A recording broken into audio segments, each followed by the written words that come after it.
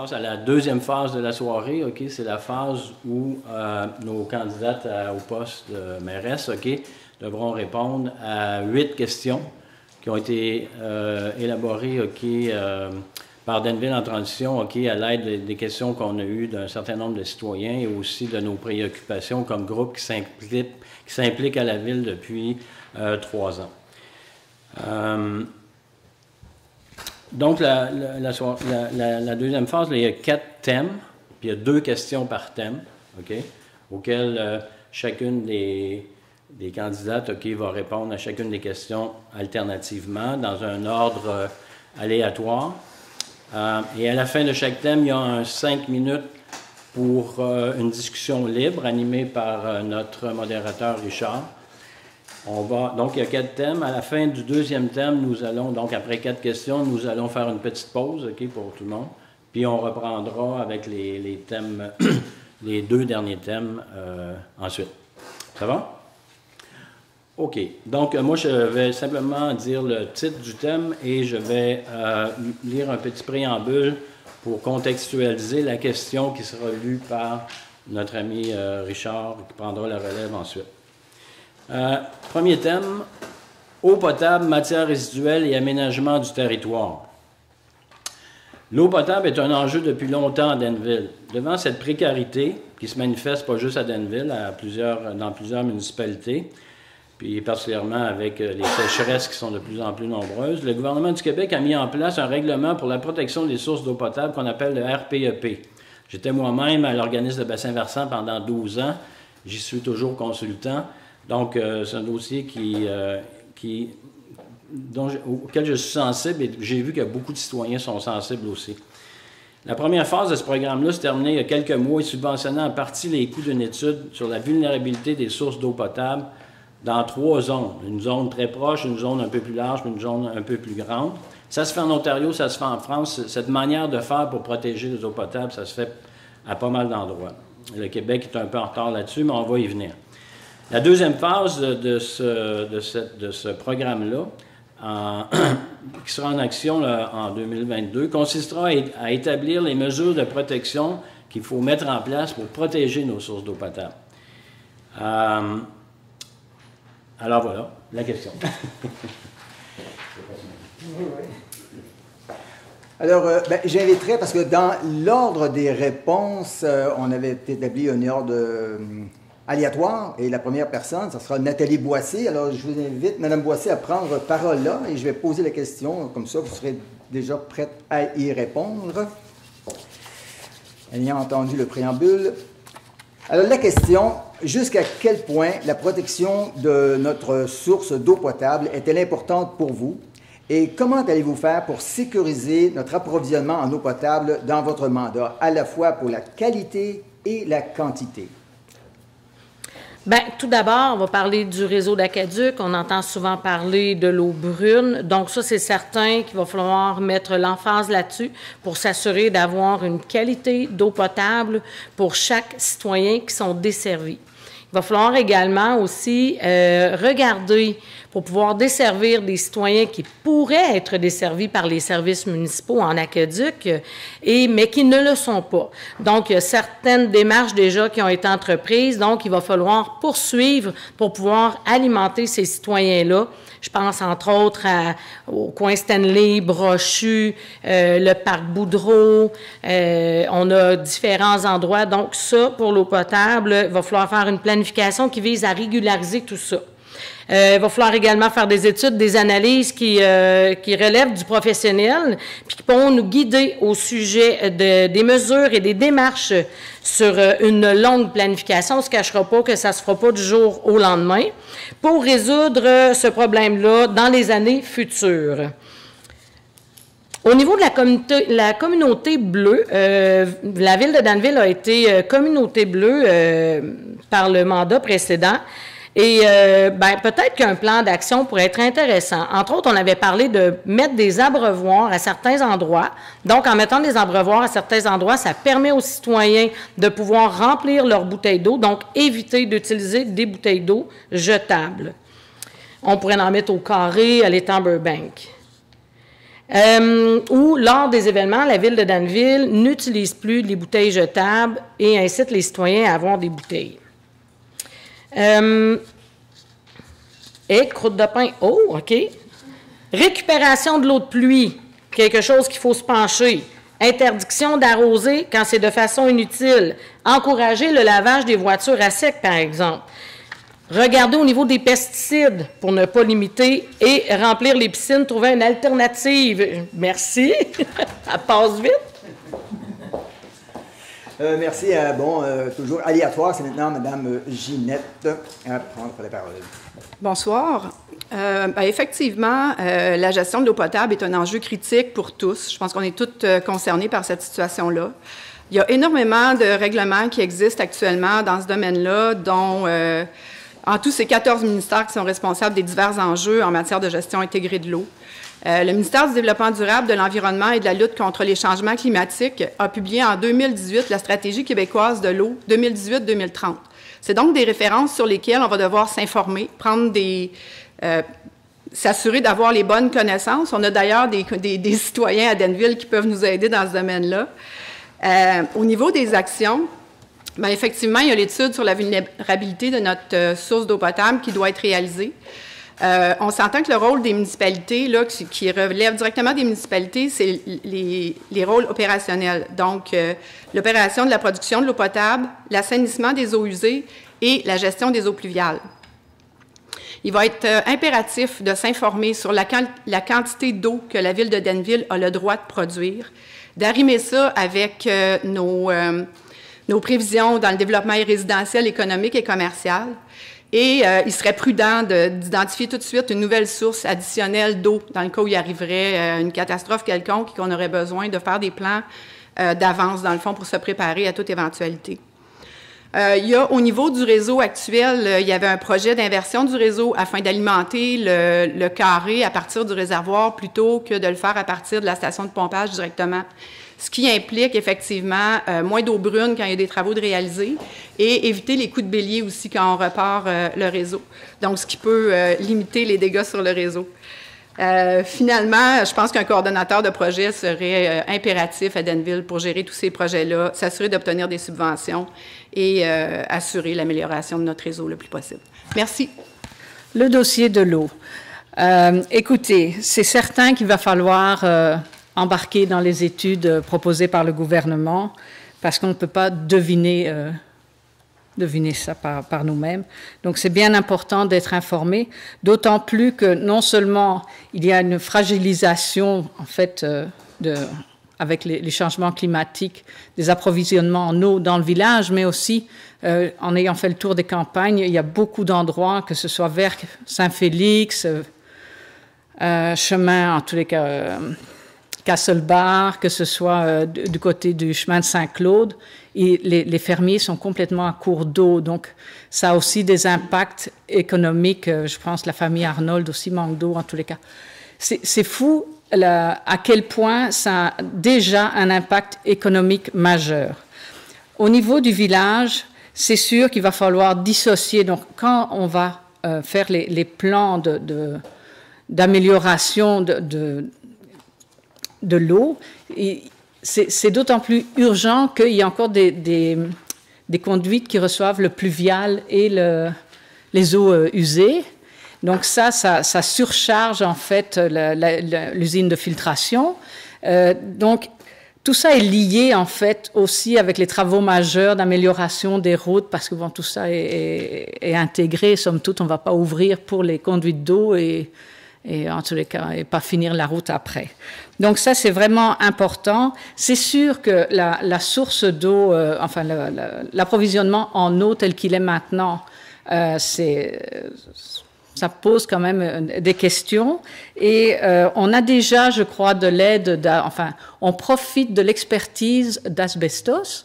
Donc moi, je verrais aussi d'un bon œil de voir avec Asbestos si on peut collaborer plus pour justement s'assurer une sécurité. Voilà. Merci. Deuxième question et dernière question dans ce thème-là. Donc, je rappelle le titre du thème, eau potable, matières résiduelles et aménagement du territoire. La deuxième question porte surtout sur l'aménagement du territoire. 2 points concernant ça. Je lis un petit préambule par rapport à ça.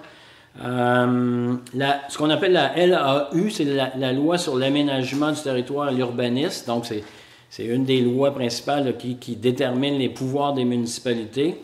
Donc, détermine les pouvoirs municipaux en aménagement du territoire et en urbanisme. Dans ce domaine, une ville peut soit agir au cas par cas en réaction au projet et à toutes les demandes qui peuvent survenir et qui imposent chacune leurs contraintes, ou bien une ville peut développer sa propre vision en amont et modeler les demandes en fonction de son propre plan de match. Okay? Quand on regarde un peu les différentes municipalités, c'est comme deux genres de positions qu'on peut avoir. Donc, on vous demande un peu de vous situer par rapport à ça. Et d'autre part, plusieurs citoyens, de façon plus concrète, s'interrogent sur certains règlements d'urbanisme peut-être désuets qui semblent mettre en péril l'identité de Denville sur différentes choses, particulièrement sur le plan de l'architecture et du couvert végétal. Alors, la question...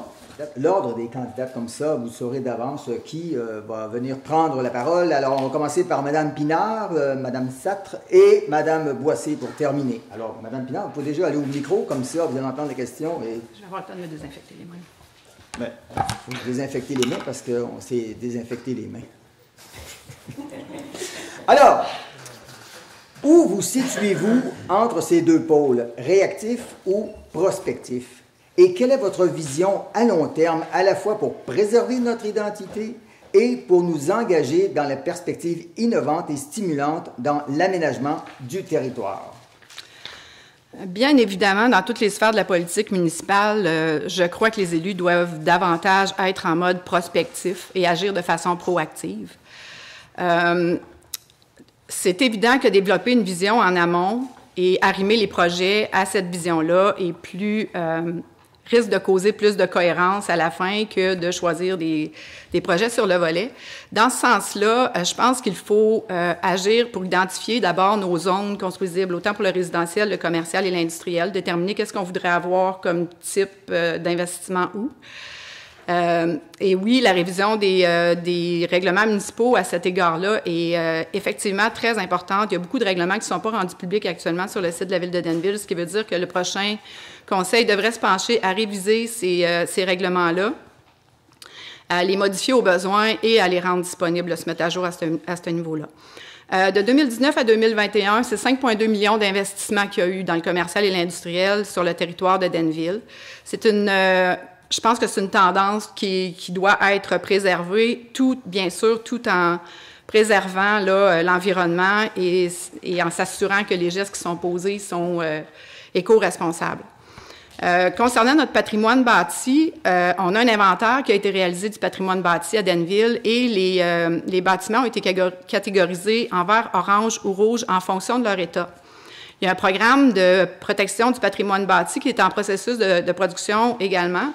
Donc, ce serait très important et très intéressant, à mon avis, de mettre un programme sur pied pour la réfection de ces bâtisses-là. Il peut s'agir de montants investis par la Ville, mais il y a aussi des subventions qui sont disponibles. On a maintenant un agent de développement local qui est en poste qui peut s'assurer d'agir sur ce. Donc, je pense que ça peut être des actions qui seraient importantes à réaliser au cours du prochain mandat. Merci. Il vaut mieux être prospectif, parce que pour plus de cohésion. Par contre, il faut quand même aussi rester opportuniste.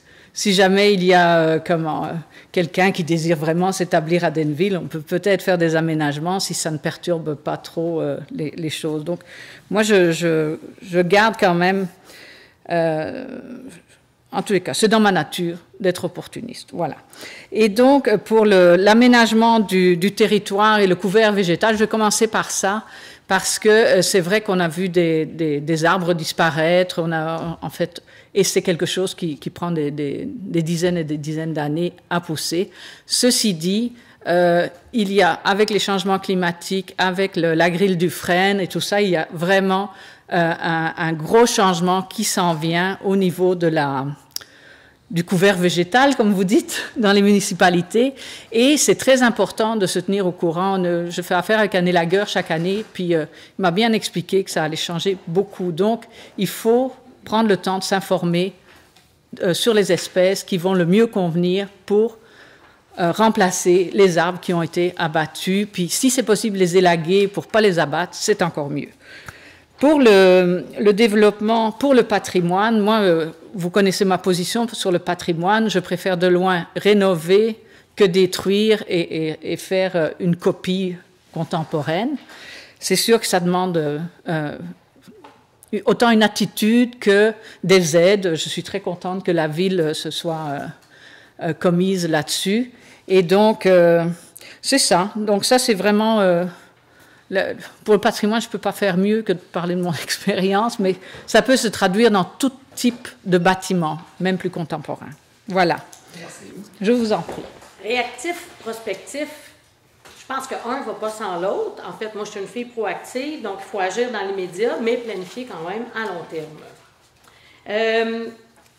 Il me vient l'idée écocentre. On parle là, de la protection et tout ça. L'écocentre, on a la chance d'avoir un écocentre qui est très bien structuré et il faut davantage mettre l'emphase sur ça et il faut s'assurer que les citoyens puissent l'utiliser dans la mesure avec la gratuité. J'ai parlé de communauté bleue tout à l'heure rapidement. C'est une excellente idée. Vision, j'en ai parlé, des bouteilles d'eau, fournir davantage des abreuvoirs dans des endroits publics. Pour protéger notre environnement, peut-être penser à des sacs à usage unique, à éviter d'utiliser ce type de choses-là. Donc, réduire pour agir, comme Val-des-Sources le mentionne. Au niveau de l'architecture, on a un patrimoine incroyable. Les gens aiment la ville de Danville pour le patrimoine qu'on a. Il faut le protéger. Il y a déjà des sommes qui sont données. Peut-être qu'on peut les bonifier, ces sommes-là, pour permettre à notre patrimoine bâti de demeurer, parce que c'est notre couleur à Danville. Je parle au niveau de tout l'environnement et tout ça. Les maisons autosuffisantes, peut-être qu'on pourrait penser à une thématique de faire un secteur de maisons autosuffisantes. Des toilettes compostables, on en a déjà, les Timberbank, pourquoi pas en mettre ailleurs? On voit que ça fonctionne très bien. Je parlais tout à l'heure des eaux pluviales. Il faut sensibiliser les citoyens à la récupérer, cette eau-là, puis éviter d'arroser nos plantes ou notre asphalte avec de l'eau potable. Il faut voir l'offre puis la demande au niveau des infrastructures avec nos investisseurs aussi. Donc, si on amène un investisseur, il faut s'assurer qu'il y a suffisamment de demandes pour permettre à cette entreprise-là de pouvoir perdurer dans le temps. Merci. Bon, ben on va y aller avec la problématique de l'étang Burbank. Alors, je dis ça comme ça. Coudon, l'étang Burbank, qu'est-ce qu'on fait avec ça? C'est tout. Le niveau, le chemin, le développement. Alors, est-ce qu'il y a un ordre aléatoire de réponse? Ou c'est... Ben, je peux y aller. Je me rends disponible pour répondre à la première. Aucun problème. C'est une discussion libre. C'est une discussion libre, donc je n'ai pas à dire une à bord. Là, vous avez que... Madame Pinard. Personnellement, je pense que l'enjeu numéro 1 avec les Timberbank, c'est de recréer l'harmonie et la synergie entre la corporation, les Timberbank et la ville de Danville, pour qu'on puisse travailler d'un commun accord et en harmonie à des projets innovants et qui vont faire la promotion de les Timberbank. Bien, on a des bénévoles qui ont démontré justement qu'on peut avoir l'entretien au niveau de l'étang Burbank. La ville, oui, a repris ça en main, mais il n'y a rien qui empêche de travailler davantage avec nos citoyens parce qu'ils sont très proactifs, ils font un très bon travail. Il faut protéger notre milieu. On a eu une étude qui a été faite par Restec, donc c'est important. L'étang Burbank, c'est un joyau de la ville de Danville, puis il faut s'assurer de sécuriser nos sentiers et de le mettre à profit dans tous les avantages possibles et inimaginables. Il y a c'est illimité ce qu'on peut faire avec les Timberbank. Ben, en fait, moi, mon questionnement, c'était, parce que j'ai un questionnement, vu que je ne suis pas trop près du dossier, c'est vraiment le niveau de l'eau à l'étang Burbank, parce que s'il n'y a pas un niveau minimal, je veux dire, la végétation est de plus en plus envahissante, donc je ne sais pas jusqu'à quel point les oiseaux vont pouvoir continuer à se poser si l'herbe envahit trop. Donc, je ne sais pas, j'ai entendu plusieurs commentaires sur justement les responsabilités des conseillers, dans la responsabilité personnelle des conseillers s'il arrivait quelque chose. Donc, je préfère garder des réserves sur les choses que la ville pourrait faire, mais je serais très contente. Oui, oui, mais je serais très contente de vraiment prioriser ça aussi. Je veux dire, ça fait l'unanimité. Maintenant, vous voulez ajouter quelque chose? Oui, bien, j'aimerais ajouter, en fait, après les discussions avec M. Laramé, qui est sur la corpo développement de l'État Burbank, il semblerait qu'il y a une étude actuellement à cet effet-là qui est réalisée par Copernic et qui pourrait amener des pistes de solutions.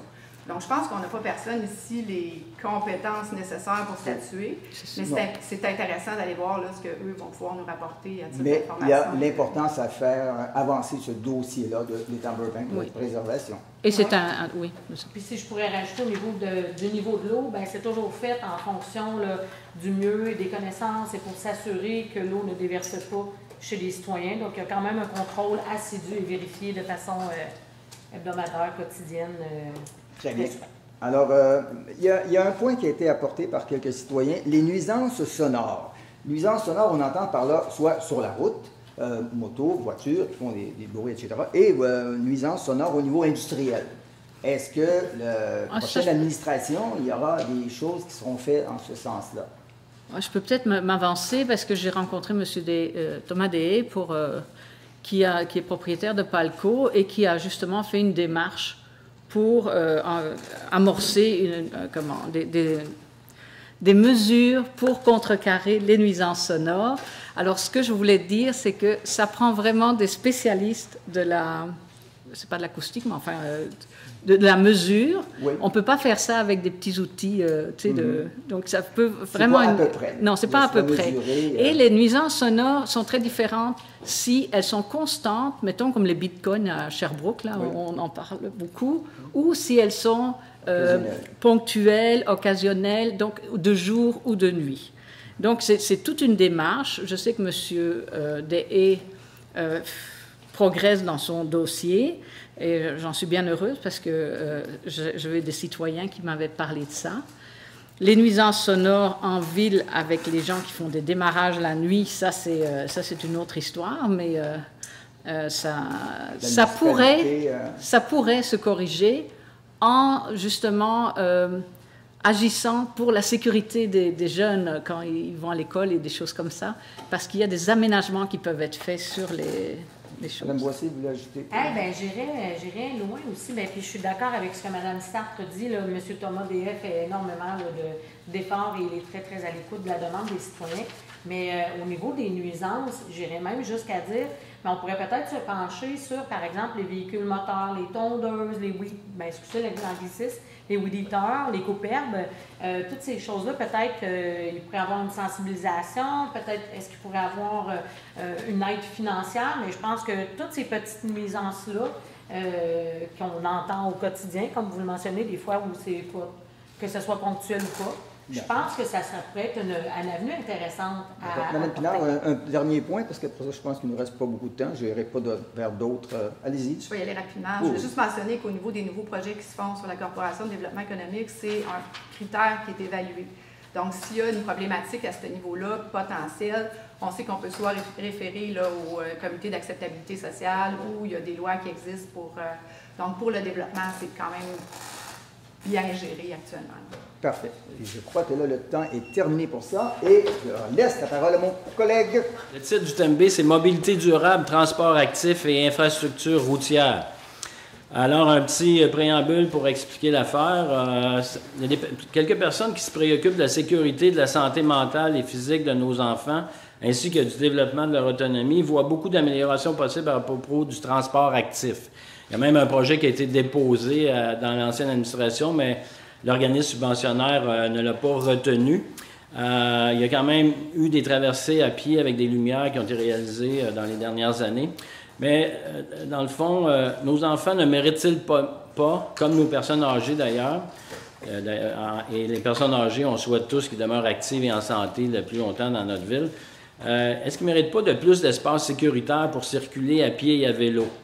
La mobilité durable, c'est quelque chose qu'on entend beaucoup dans les plans de match des différentes municipalités. Transport actif, évidemment aussi, ça va avec la diminution des GES et tout, là, mais fondamentalement, ça aide à la santé de tout le monde et au bien-être de tout le monde. Donc, par exemple, les espaces autour du carré présentent plusieurs défis à ce niveau.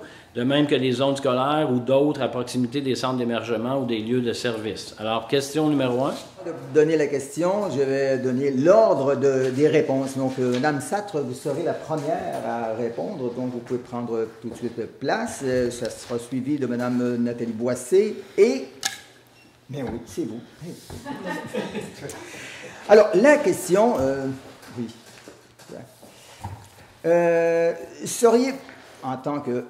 On dit mairesse, seriez-vous prête à signer un engagement pour faciliter la mobilité durable des citoyens et citoyennes, et particulièrement pour nos enfants et nos aînés? Si oui, quelles seraient vos premières actions? Alors oui, moi je suis prête à m'engager pour justement m'assurer de la sécurité et puis la mobilité de nos citoyens, surtout qu'on voit de plus en plus le vélo électrique débarquer, on voit comment en tous les cas, on voit vraiment une évolution dans la société. Et donc, il y a déjà 16 ans, quand j'étais allée au congrès des municipalités à Québec, je ne sais plus si c'était dans le cadre de Rue Principale ou le congrès, j'avais suivi un atelier justement sur la sécurité.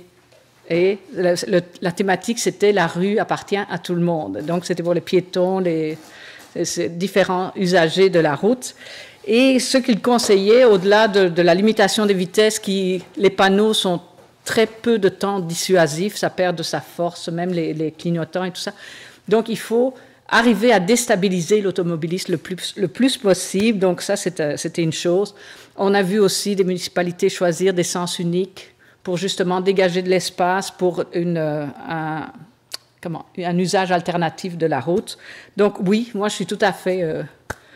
sensible à ça, mais ça se fait, ça doit être extrêmement bien introduit parce que on a l'hiver, l'été, parce que toutes sortes de raisons, donc ça ne s'improvise pas. Voilà, c'était tout. Bien, tout d'abord, la réponse est oui. Ben oui, bien entendu, la sécurité, c'est primordial, ça fait partie des principes de base. Moi, je suis présidente au STC des Sources, qui est le système de transport, la société de transport collectif. Et avec nos autobus, en fait, on a la chance d'avoir des véhicules qui sont bi-énergiques, c'est-à-dire qu'on a propane et essence. Donc, au niveau de la mobilité, on fait quand même un bon coup de pouce au niveau de notre environnement. La vision du STC des Sources, ça va être de permettre aussi de pouvoir avoir des racks pour accrocher les vélos, pour pouvoir assurer les transports d'un endroit, d'une piste cyclable à l'autre. Également, mettre l'emphase sur le stationnement incitatif, assurer la continuité aussi des pistes cyclables, parce que des fois, il n'y a pas de continuité, donc ça devient problématique et ça joue sur la sécurité. La sécurité, ça a toujours été une place dominante dans ma vision. Lors de la création du plan d'action de la politique familiale et de l'AMADA, elle va continuer de l'être. L'utilisation des dos d'âne est souvent demandée par les citoyens. Il faudrait également s'y pencher parce qu'une solution amène une problématique au niveau sonore. On en a parlé tout à l'heure. J'ai un vœu pieux au Nouveau-Brunswick, que la lumière soit verte, peu importe, la priorité est aux piétons. J'aimerais beaucoup qu'on puisse emmener ça ici à Danville. J'ai été impressionnée de voir ça. Réduire la vitesse, peut-être quelque chose à laquelle il faut penser. Il faut également penser aux gaz à effet de serre et tout ça. 30 km, 40 km, des gens compétents pourront nous guider à travers ça. Diminuer la distance des traversées des piétons, je pense que ça va être important. Installer plus de trottoirs traversants qui sont à la hauteur pour qu'on puisse bien les voir. Peut-être aménager également des feux pour les piétons, pour les protéger davantage. Donc, merci beaucoup. Eh bien, oui, effectivement, la réponse est oui. C'est bien sûr qu'on ne peut faire que s'engager pour faciliter la mobilité durable et la sécurité de nos citoyens. Personnellement, je ne crois pas du tout aux approches répressives. Là. Les limites de vitesse, on sait que c'est, oui, on va donner des contraventions, oui, les policiers vont passer, mais sur le long terme, c'est rare que ça va donner des résultats qui sont durables. Je privilégierais des actions plus précises. Ce qui m'interpelle vraiment actuellement au niveau du carré, c'est les véhicules lourds là, qui passent directement au carré sur la rue Daniel Johnson et sur la rue Grove, entre autres. je pense qu'il y a matière à refaire l'affichage à ce niveau-là et à sensibiliser nos entrepreneurs locaux. Il y a aussi des règlements qui existent là, au niveau de la circulation des véhicules lourds sur le réseau routier municipal qui prévoient des interdictions totales de circuler quand c'est pour la sécurité. Donc, il y a des plans détaillés à faire, il y a des règlements à rédiger, tout ça, mais c'est une possibilité. Ça existe déjà, à mon avis, au carré, parce qu'il y a déjà des enseignes qui sont très pâlies et très peu visibles. Donc, et en plus, rediriger le trafic vers Radio 55 et la 116, ça vient réduire les dommages à nos infrastructures qui sont municipales, puisque c'est le ministère des Transports qui s'assure de ces réparations-là. Dans un autre ordre d'idée, j'ai vu dans d'autres municipalités du rétrécissement de voies, soit par de l'ajout de couverture végétale, soit par l'ajout de panneaux à double usage là, qui peuvent donner de la sensibilisation aux conducteurs sur la sécurité, puis qui vont en même temps réduire les voies, ce qui fait qu'automatiquement, l'automobiliste ralentit. Et il y a du marquage des rues qui s'effectue aussi, soit avec les limites de vitesse, mais il y a aussi la possibilité de faire du marquage en 3D. Donc, faire une simulation de dos down en 3D, que tu as vraiment l'impression que c'est un dos down, tu vas ralentir, sauf que ça n'entrave pas l'entretien des routes. Donc, c'est plusieurs mesures qui sont possibles là, de revisiter pour voir à faire les choses différemment et peut-être avoir une vision à long terme plus proactive et durable. Merci. Deuxième question dans le même thème qui s'appelle toujours mobilité durable, transport actif et infrastructures routières. La deuxième question porte sur les infrastructures routières. Selon bon nombre de citoyens et même de visiteurs, plusieurs défis préoccupants s'intensifient dans les infrastructures routières de nos rues à Denville. La sécurité des cyclistes sur route est parfois compromise. Les réfections du printemps pour corriger à temps les effets de l'hiver représentent un autre défi. Les contournements improvisés, parfois nécessaires par les conducteurs, mettent en cause la sécurité de ceux et celles qui circulent en transport actif à côté. Puis, un autre élément signalé par des gens, c'est la rue Daniel Johnson qui semble très propice à des excès de vitesse. Alors, maintenant, la question. L'ordre sera Mme Nathalie Boissé d'abord, Ginette Pinard suivra, en finissant par Martine Sartre. Voilà. Maintenant, la question. Oui, je garde les lunettes, si je les enlève, ça va être flou. Devant ces défis, quelles seraient les premières étapes de votre plan d'action, non seulement pour corriger la situation, mais aussi pour éviter une répétition de cette problématique, tout en y intégrant des améliorations pour leur transport actif? En fait, il y aurait vraiment beaucoup de choses à dire. 2 minutes, ça ne sera vraiment pas assez pour pouvoir élaborer. Donc, je vais essayer d'y aller là, de façon plus générale. Donc, les rues, et oui, les rues. À la ville de Denville, on le sait qu'on a une problématique au niveau de nos infrastructures. Il va falloir faire une planification à long terme pour pouvoir permettre aux citoyens de savoir qu'est-ce qui va être réparé à l'année 1, l'année 2, l'année 3. Et en même temps, bien, ça va permettre à nos citoyens de savoir où l'argent va. Donc, une planification pour nos routes, mais également pour les réfections de trottoirs. Il va falloir aussi se pencher. Est-ce que le trottoir, c'est une avenue qu'il faudrait garder? Est-ce qu'on peut y aller avec différentes avenues? Donc, les gens mieux formés pourront nous guider à travers ces informations-là. L'ajout de stop, on en parle des fois là, pour permettre aux gens de circuler en sécurité. Je pense entre autres au coin Grove et Water, où c'est très, très, très, même les résidents, des fois, on est comme, on ne sait pas trop sur quel pied danser, donc c'est important au niveau pour également pour la sécurité. Grâce à la planification, grâce au plan d'action de la politique familiale et de la MADA, qui est la municipalité amie des aînés, on est également municipalité amie des enfants. On a la chance de pouvoir aller chercher des aides financières au niveau provincial, au niveau fédéral. Donc, il va falloir, entre autres, on l'a utilisé pour faire des parcelles de trottoirs. Donc, il va falloir vraiment mettre l'emphase sur l'aide financière qu'on peut avoir. J'ajouterais aussi, pour la sécurité, des feux exclusifs aux piétons, attention à nos enfants, zones scolaires, zones aînées, réutiliser à plusieurs endroits les panneaux de limite de vitesse, et bien, c'est ce que je disais, c'est long comme sujet. Effectivement, l'état des routes au printemps et l'ordre dans lequel les travaux se font, c'est toujours un enjeu à chaque année. On en entend parler. Je suis au carré la majorité du temps, donc des commentaires, j'en reçois souvent à cet effet-là. Je pense que l'arrivée d'un contremaître à la voirie pourrait aider grandement à la planification et à l'avancement des travaux à réaliser. par de la supervision, une meilleure supervision, de la formation et être présent sur le terrain avec les employés.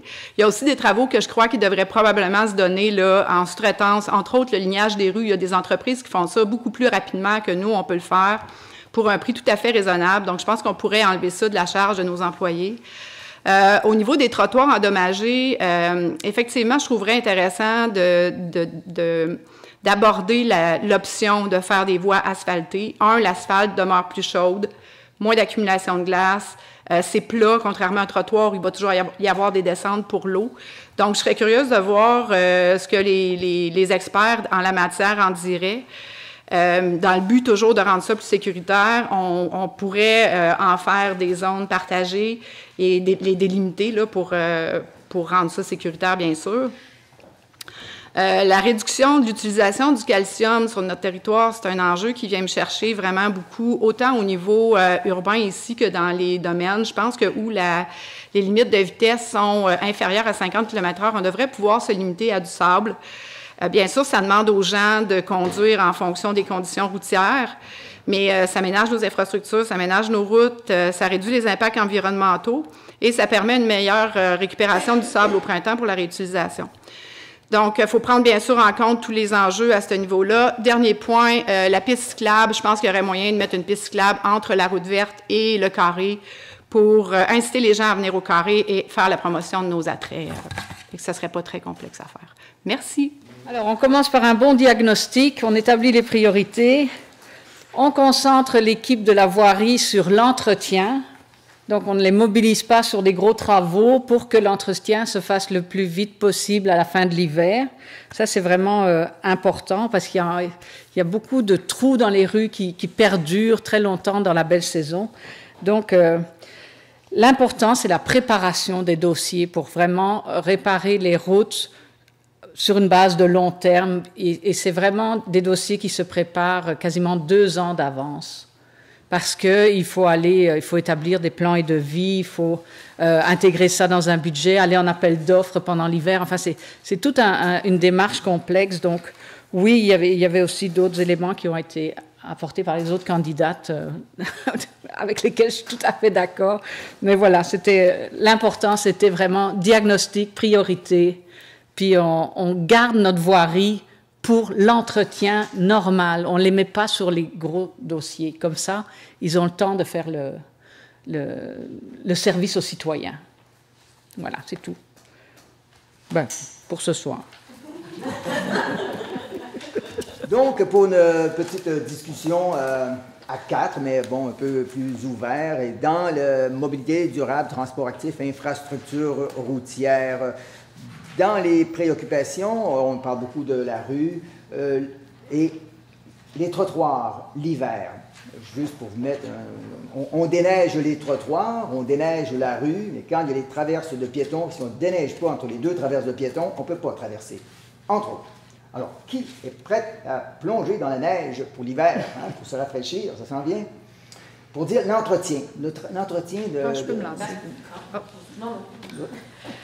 En fait, oui, il a manqué de coordination à certains moments entre les travaux de déneigement des trottoirs et les travaux de déneigement faits par les charrues. Donc, ce qui fait que la déneigeuse à trottoir passe, la charrue passe, remblai, et qu'on a de la difficulté à...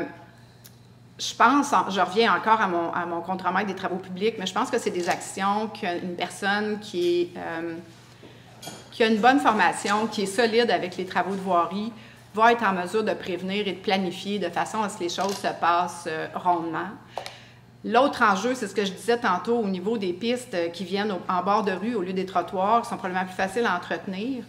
Là, on élimine cette question-là parce qu'on n'a plus à passer avec la chenillette à trottoir, on le fait en une opération. Donc, c'est toutes des choses qu'il faut se poser, je pense qu'il faut regarder toutes les opportunités et se questionner.